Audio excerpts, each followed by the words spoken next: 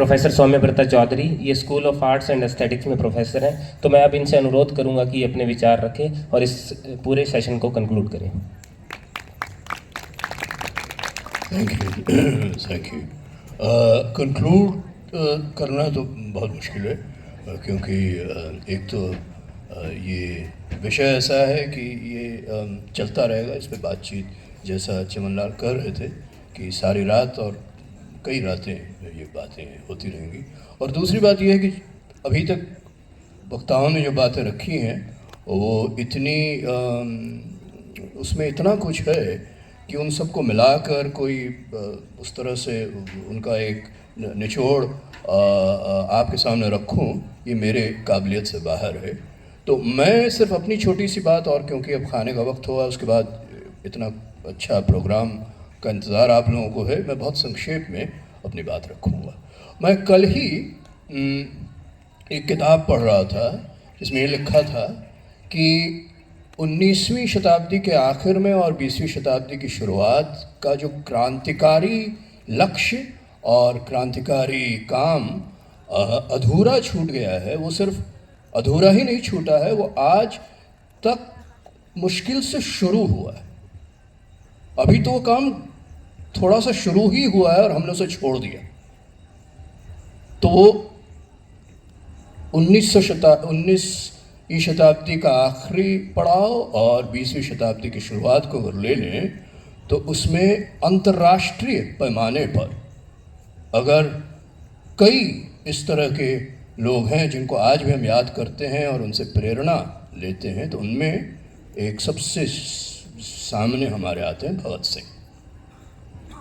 तो वो कौन सी प्रेरणा है, वो कौन सी सीख है जो आज भी उतने समय पहले से लेकर आज तक भगत सिंह और भगत सिंह जैसे और कई इस तरह के जो शहीद भी हैं लेकिन जो जिंदा हैं, क्योंकि शहादत तो एक तरह का बयान होता है ना, शहादत तो बयान होता है, तो उनका जो बयान है आज भी हमारे लिए बिल्कुल ज्वलंत है, जीता जागता है। तो वो बयान क्या है जो आज भी हमें सिखाता है, उसमें मुझे लगता है कि एक तरह का, मैं कास्ट क्लास वगैरह पे हम चर्चा में ये बात आज वक्त नहीं होगा, शायद हम कर सकते हैं, लेकिन मैं एक फंडामेंटल मौलिक बात रखना चाहता हूँ। और भगत सिंह और 19वीं और 20वीं शताब्दी के ऐतिहासिक उस बैकग्राउंड पर उस समय के हिसाब से वो ये है कि मार्क्सिज्म या कम्युनिज्म की जो एक मौलिक समझ है भविष्य को लेकर, वो क्या है?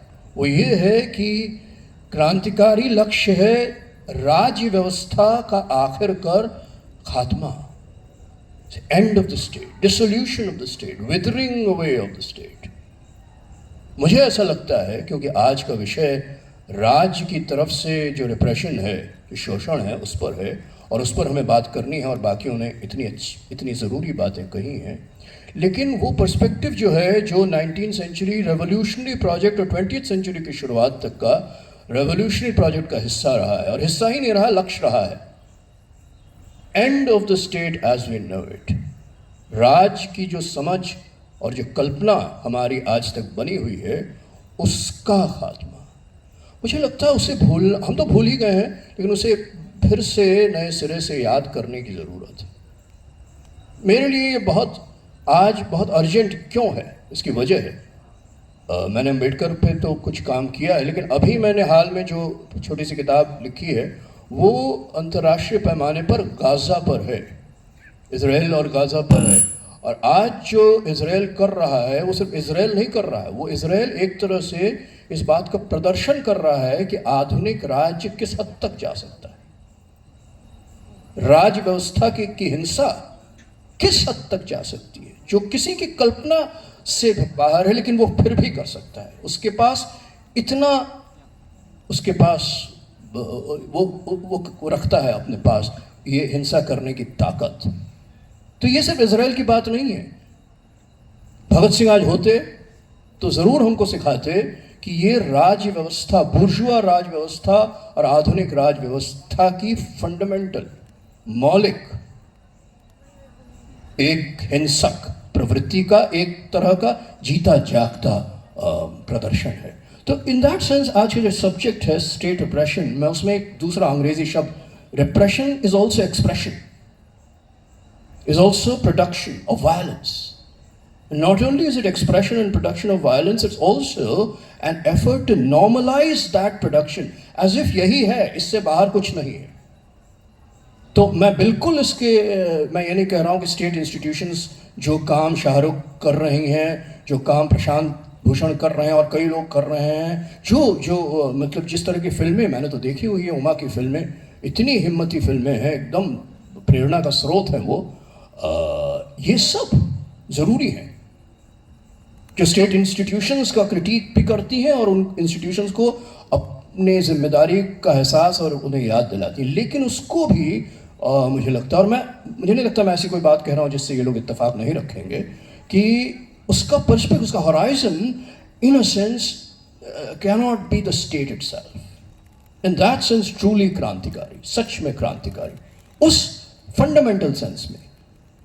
और इसका क्या मतलब है? इसका मतलब है, आप समझ रहे हैं ना, कि मॉडर्न स्टेट, शाहरुख ने बहादुर शाह जफ़र से एक तरह का दिखाया कि किस तरह आज भी वही लॉजिक चल रहा है जुडिस, मतलब कोर्ट में, मतलब लीगल इंस्टीट्यूशन में। सही बात है, सही बात है। एट द सेम टाइम ये भी हम मानेंगे कि बहादुर शाह जफ़र या उस समय का जो साम्राज्य का जो पूरा उसकी संरचना थी, ढांचा था, और आज का जो मॉडर्न इंटरनेशनल स्टेट सिस्टम है वो अलग है। उसकी वैधता, उसका लेजिटिमेसी डिवाइसेस और उसकी हिंसा दोनों एक अलग पैमाने पर है। और उसका नाम क्या है, इसको कहते हुए हो सकता है हमें घबराहट हो या लगे कि इसको कैसे हम खारिज कर सकते हैं, कि उसका नाम कहना पड़ेगा, लोकतंत्र है। Democracy as we know it is the name of both the highest legitimacy and also the highest violence.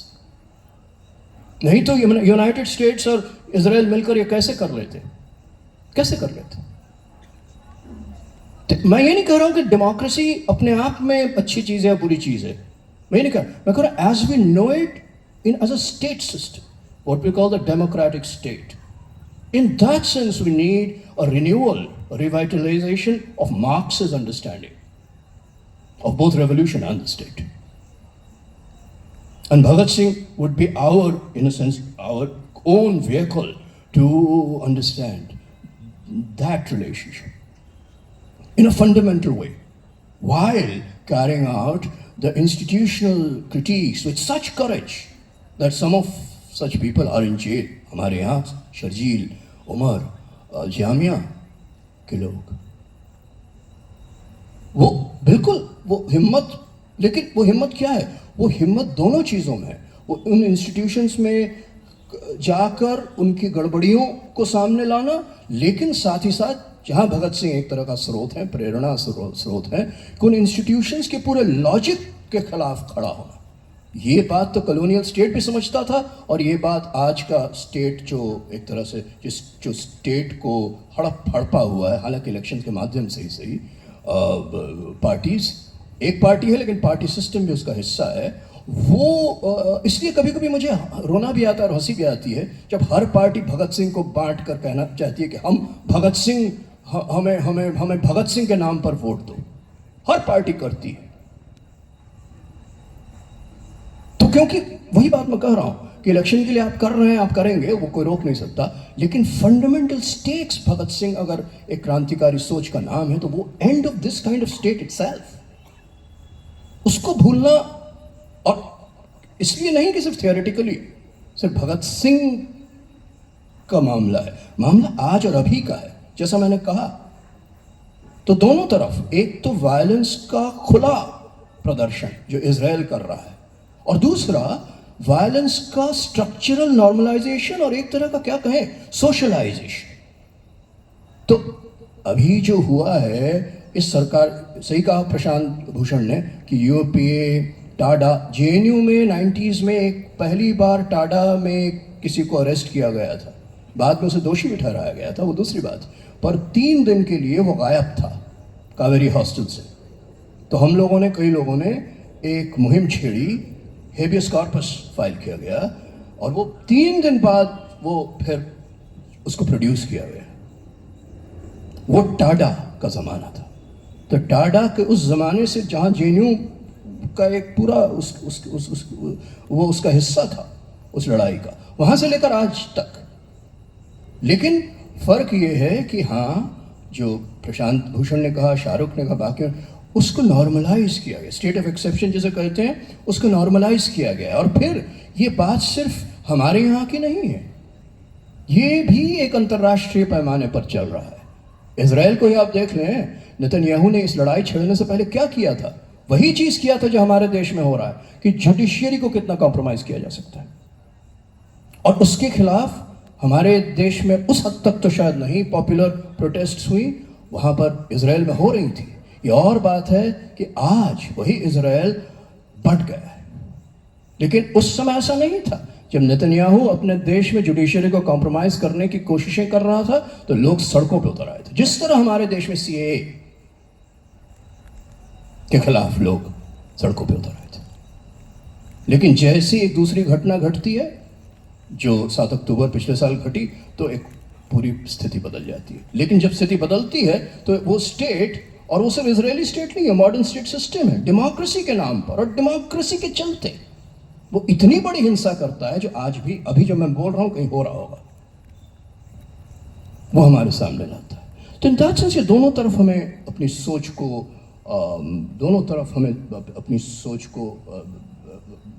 घुमाना ज़रूरी है।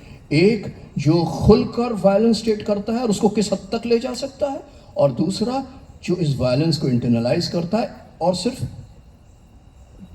स्टेट लेवल पर नहीं, जो प्रशांत भूषण ने, कि जुडिशियरी, एग्जीक्यूटिव और लेजिस्लेचर के बीच एक तरह का जो सेपरेशन ऑफ पावर्स है, उसको कॉम्प्रोमाइज़ कर देना, उसमें घालमेल कर देना, वो तो खैर हुआ ही, वो तो सामने। लेकिन सोशली उसको एक्सेप्टेबल बना देना, स्टिग्मेटाइज करना, वहाँ पे कास्ट का भी रोल है।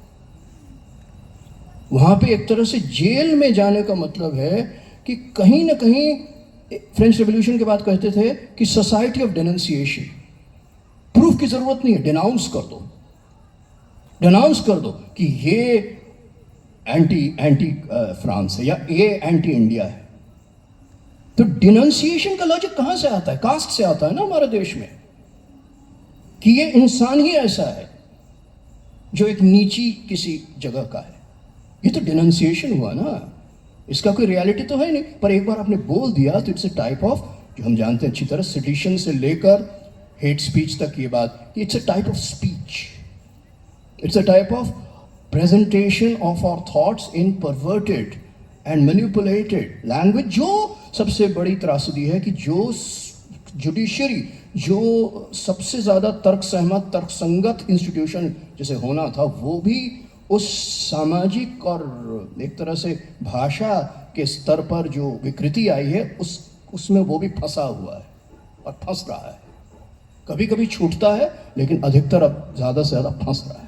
ये हमारे लिए सबसे बहुत।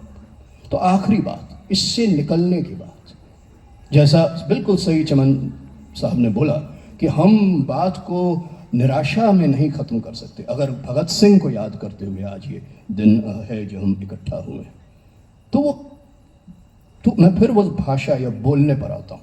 उन्होंने ये भी बताया कि भगत सिंह, और मैं इतना नहीं पढ़ा है, लेकिन जो पढ़ा है वो हर समय रहा है, उतनी छोटी उम्र में उतना युवा एक इंसान भगत सिंह, वो अपनी आवाज़ में बोलते थे। ये बहुत बड़ी बात है। और ये 19वीं सेंचुरी से 20वीं सेंचुरी की उस पीरियड में करीब 50 से 70 साल के बीच कई युवा क्रांतिकारी, सिर्फ इंडिया में नहीं, अलग अलग प्रांतों में, दुनिया में हम देखते हैं वो एक नई भाषा बोलते हैं, और उस भाषा से कई इमोशंस पैदा होती हैं, कई प्रतिक्रियाएं होती हैं। उनमें से एक प्रतिक्रिया ये भी है कि लोग डर जाते हैं, इसलिए उनको आतंकवादी भी कहा जाता है। क्यों कहा जाता है आतंकवादी? इसलिए नहीं कि जो स्टेट का आतंक है, जो वायलेंस, ना, वो बात आतंक है नई सोच का आतंक। तो फ्रेडरिक एंगल्स ने एक बार कहा था, the terrorists are the most terrorized, they are always trembling. यानी कि स्टेट टेरर जो है वो खुद टेरराइज्ड रहता है, हर समय कांपता रहता है, हर स्टेट कांप रहा है, और जितना कांप रहा है उतना ज्यादा टेरर फैला रहा है। इससे बाहर एक अलग तरह की स्पीच, तो इसका भगत सिंह नहीं, भगत सिंह के ही करीब करीब, थोड़ा सा भगत सिंह उससे और बात के हैं, लेकिन यूरोप में एक सोशलिस्ट थे, ब्लांकी, उनको भी जेल में, मतलब केस हो गया था उनके खिलाफ, तो कोर्ट में थे, फ्रेंच कोर्ट में उनको लाया गया। तो किसी भी कोर्ट में कहते हैं ना, ये आज भी ब्यूरोक्रेसी का हिस्सा है कि आपकी आइडेंटिटी, आपकी पहचान और आपका ऑक्यूपेशन, आप क्या काम करते हैं। तो ब्लांकी ने कहा मेरा काम है प्रोलेटारियत होना। आपका प्रोफेशन क्या है? प्रोलेटारियत। तो कोर्ट ने कहा ऐसा कोई प्रोफेशन होता ही नहीं है। आप टीचर हो सकते हैं, आप डॉक्टर हो सकते हैं, आप अनएम्प्लॉयड हो सकते हैं, पर प्रोलेटारियत कोई प्रोफेशन थोड़ी होता है। तो ब्लांकी ने कहा नहीं, मैं प्रोलेटारियत ही हूँ, यही मेरी पहचान है। अगर इस कोर्ट में जो प्रोसीडिंग्स हैं वो आगे बढ़ानी है, मेरे खिलाफ जो चार्जेस हैं उस पर अगर आगे पूरी प्रक्रिया बढ़ानी है, तो पहले आपको मेरी इस बात को मानना होगा कि मैं प्रोलेटारियत हूँ, जिसको दर्ज करना होगा आपको रिकॉर्ड्स में, स्टेट डिस्कोर्स में आपको दर्ज करना होगा कि प्रोलेटारियत एक नई पहचान है, अफर्मेटिवली। और आज पता नहीं क्या है फ्रांस में, लेकिन उस समय चाहे वो परेशान होकर हुए हो या उनके ब्लांकी के बोलने की जो उसमें जो ताकत थी, स्टेट की ताकत नहीं, एक अकेला इंसान की सोच की ताकत और भाग की ताकत की वजह से कोर्ट ने प्रोलेटारियत दर्ज किया, एक नया प्रोफेशन या आइडेंटिफिकेशन बना, being a proletariat. In that sense मुझे लगता है कि भगत सिंह एक रेवोल्यूशनरी थे, एज एक पहचान के तौर पर। वहां पहचान न किसी धर्म, न किसी प्रांत, न किसी देश की सीमा में बांधा जा सकता है। इसलिए मैं फिर कहता हूं कि आज अगर हम भगत सिंह को याद करते हैं तो वो जो भगत सिंह का काम था, जो अभी थोड़ा सा ही शुरू हुआ है और हम उसे भूलने चले हैं, उसे फिर से हम याद करें और आगे बढ़ाएं, जिसमें आप लोगों ने पहल की है। इसलिए आप लोगों को मैं मुबारकबाद देता हूं, जो एक कम्युनिस्ट इंटरनेशनलिज्म का है। Thank you.